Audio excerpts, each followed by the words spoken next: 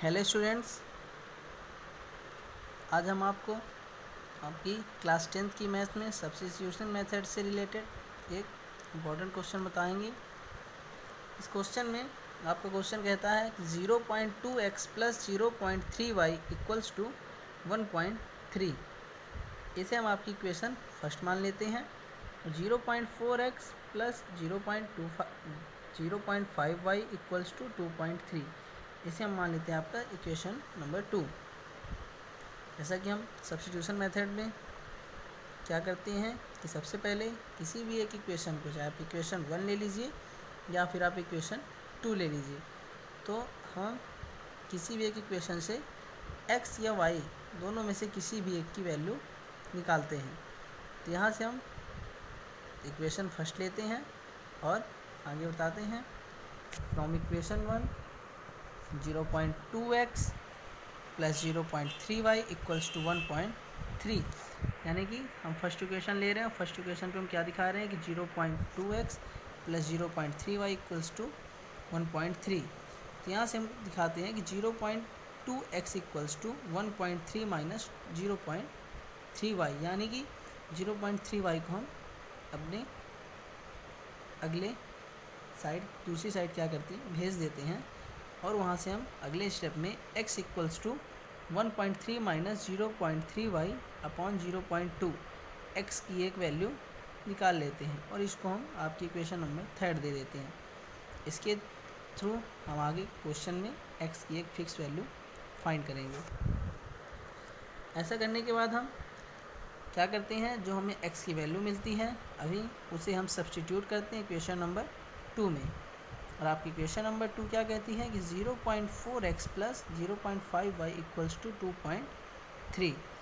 और इस इक्वेशन पे जहाँ पे आपका x है वहाँ पे हम x की जो हमें अभी नई वैल्यू मिली है उसको हम पुट करते हैं। तो उस हिसाब से हमारा 0.4x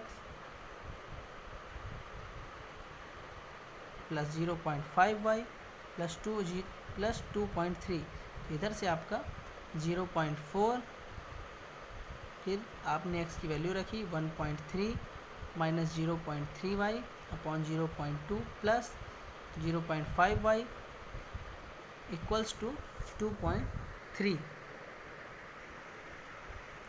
और आगे हम क्या करते हैं, 0.2 से 0.4 को डिवाइड कर देते हैं। ऐसा करने के बाद ठीक हमें यहाँ पे नई वैल्यू मिल जाती है 2, और इस 2 का हम 1.3 के साथ मल्टीप्लाई करते हैं तो हमें एक नया नंबर मिल जाता है 2.6।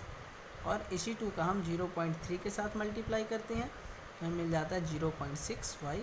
आपका माइनस में, यहाँ पे माइनस साइन है और आपका 2 प्लस में है, इसलिए जब इनका मल्टीप्लाई होता है तो यहाँ पे आपको मिल जाता है 0.6y प्लस 0.5y। ये आपका एज इट उसी तरह आ जाता है और दूसरी साइड आपका 2.3 कंटिन्यू आता रहता है। नेक्स्ट स्टेप में हम 2.6 को दूसरी साइड भेज देते हैं। इधर ये आपका प्लस में था, जब ये दूसरी साइड जाता है तो ये माइनस में हो जाता है। और इधर हम देखते हैं कि 0.6y में से 0.5y को, जो कि माइनस का और एक प्लस का नंबर है, इधर पे आपका माइनस का नंबर ज़्यादा बड़ा है तो जो प्लस का छोटा नंबर है उसमें से हम माइनस करते हैं। और माइनस करने पर हमें 0.6y में से जब हम प्लस का 0.5y माइनस करते हैं तो हमें माइनस का 0.1y मिल जाता है। और इधर हमें 2.3 माइनस 2.6 जब हम करते हैं तो माइनस का 0.3 मिल जाता है, क्योंकि यहाँ पे आपका माइनस का 2.6 ज़्यादा बड़ा नंबर है।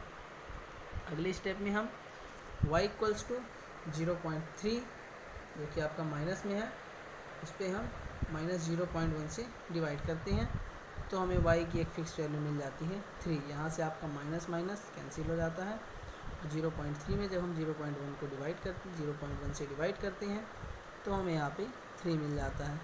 आगे हम सब्स्टिट्यूट करते हैं इसकी वैल्यू, मतलब y की वैल्यू को हम सब्स्टिट्यूट करते हैं आपकी इक्वेशन नंबर 3, जो कि आपकी इक्वेशन नंबर 3 यहाँ दी हुई है कि x equals to 1.3 minus 0.3y upon 0.2। जब हम उस पर आपकी वैल्यू पुट करते हैं तो यहाँ से हमें x की वैल्यू मिल जाती है और हमें x की वैल्यू यहाँ पे क्या मिल जाती है आपकी x equals to 1.3 minus 0.3 into 3, क्योंकि यहाँ पे आप देखिए जो आपका 0.3 y है, y की वैल्यू यहाँ पे हम क्या पुट कर रहे हैं 3, तो यहाँ से आपका 1.3 माइनस 0.3 इंटू 3 अपॉन 0.2, तो 1.3 में जब हम इसका मल्टीप्लाई करते हैं 0.3 और 3 का आपस में मल्टीप्लाई करते हैं तो हमें वैल्यू मिलती है 0.9, और 1.3 माइनस 0.9 जब हम करते हैं तो हमें एक नई वैल्यू मिलती है 0.4, और अपॉन में आपका 0.2, जब हम इसे कैंसिल करते हैं तो हमें x की वैल्यू मिल जाती है 2। ऐसे में हमें x और y की वैल्यू मिलती है, तो हमारा x की जो वैल्यू आती है वो रहती है x इक्वल्स टू 2, और जो हमें y की वैल्यू मिलती है वो होती है x इक्वल्स टू 3।